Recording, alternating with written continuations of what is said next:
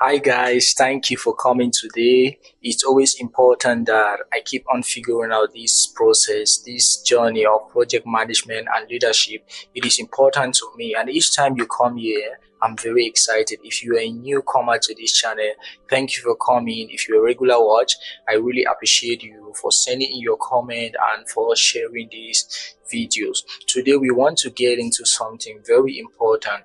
This can either break or make your project, and that is the scope creep. You need to understand that there are moments where you get up in your project and you realize that you have extra work to do. You have gotten into extra expenditure, something that you didn't plan for, but you find yourself doing it, and it is draining your energy. It is burning out your team. That, my friend, is scope creep. And today, it is very crucial for you to understand that, because if you don't understand it, it is going to destabilize your project. It is going to break down your project, especially for project managers. You don't just change the scope without going through some considerable processes. Now, picture this. Imagine you're trying to paint your room or trying to redecorate your room. Now you have made a plan for everything that you need to make sure that your room is normal for you. Now, in the process of arranging that room or decorating the room, you realize that there are some extra things that you want. You need to paint it, you want to change the couch, you want to change the lighting and just make things look special. That is scope creep that you're already getting into, because it is going to cost you more money, it is going to cost you more energy, and you might end up not finishing it. You might end up deviating towards something else. And I need you to understand that you have to go through a process, and in project management it is called the change control system. You need to consult your stakeholders, consult them to make sure that everyone agrees with what is happening, because if you don't get into that space, you're going to lose your project, you're going to lose track, and that can cost your project. Let me save you some stress. Let me give you some time to process this and understand what really is scope creep. Scope creep is when you gradually go beyond the original objectives or requirements or deliverables of your project. Now, this could be due to minor changes or big changes which are not approved. That is why I earlier mentioned that for you to go through the change control system, you need to sit down with your stakeholders, have conversation. Those are your clients, your vendors. You make sure that you people go through that process, because it is going to be documented. If you don't document all these things, if anything goes wrong with a project, you are going to be held responsible for it. And there are some common mistakes that lead to scope creep. The first one is a stakeholder wants what? An extra feature. That is going to cost you. Once they ask for an extra feature, you might just walk up and say, I think we can just add this. Oh, my friend, as a project manager, you need to calm down, because that is so much pressure and it's going to affect your project. The second mistake is miscommunication.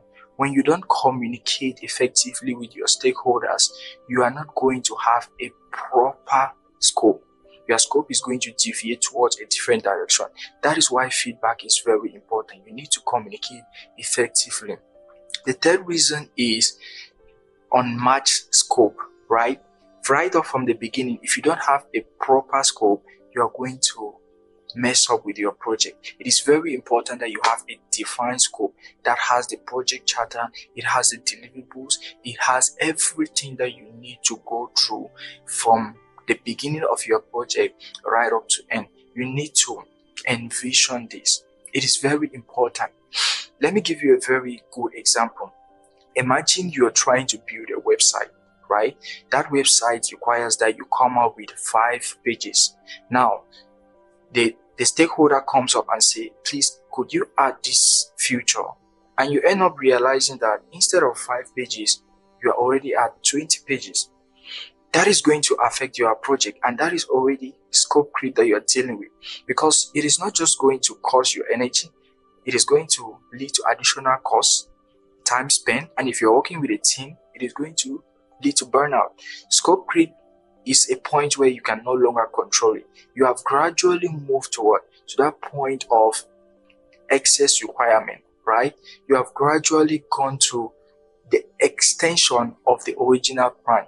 The requirements are not more the same. Imagine you're working in a construction project as well.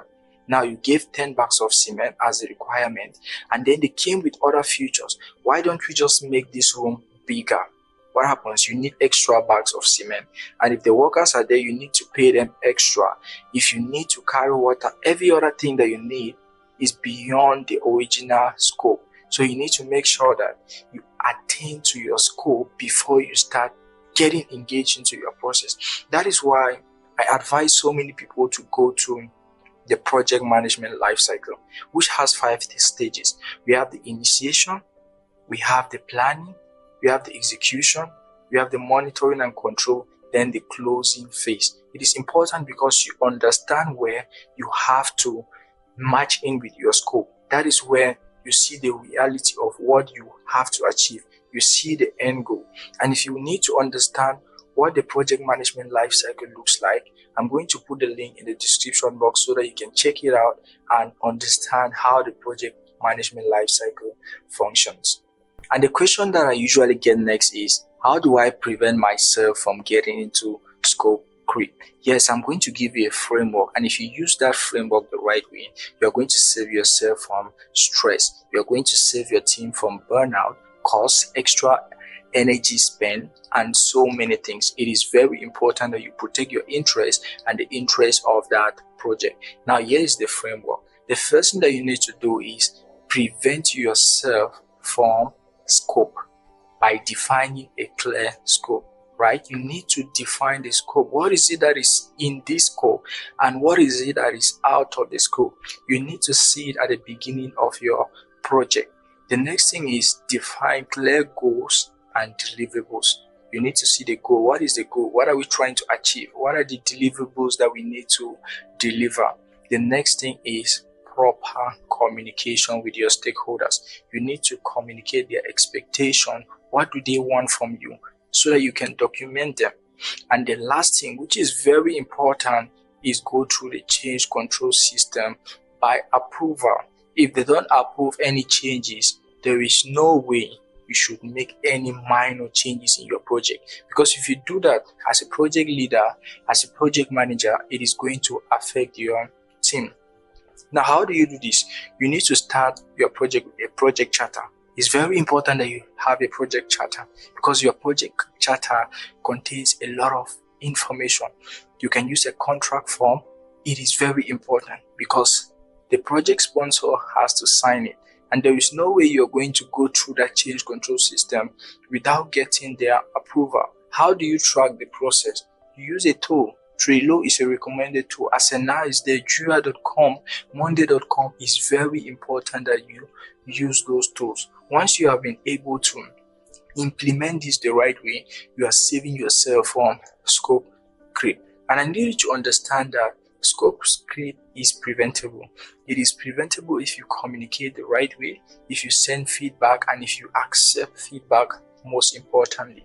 Now, the next time when someone walks up to you and say, can we do this minor change? Please tell them no. And you tell them that you are not just being selfish, but you are trying to protect the interest of your project. Simply give them a guide. We can do this by going through a process, and if you are willing to do that, let's contact our stakeholders, and that is it.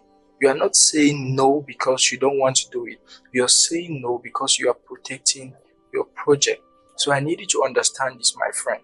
Scope creep is preventable if you put the right measures in place and make sure that you follow the right processes. At this point, I can resonate with you. You properly understand what scope creep looks like. It is very important for you to understand it, because if you don't understand it, you are likely working on something that you don't know the outcome, you don't know the goal. And if you don't prevent this from happening, oh my friend, your project is going to deviate towards a different trajectory, which is not good for you. So if anything that I've shared today resonated, if it sparked a thought, a question, or even just a feeling, please do me a favor. Hit the subscribe button, and my promise to you alongside with my team is simple: to consistently bring you real, honest, and valuable content that helps you figure out project management, leadership, one conversation at a time. Thank you for being here. Cheers.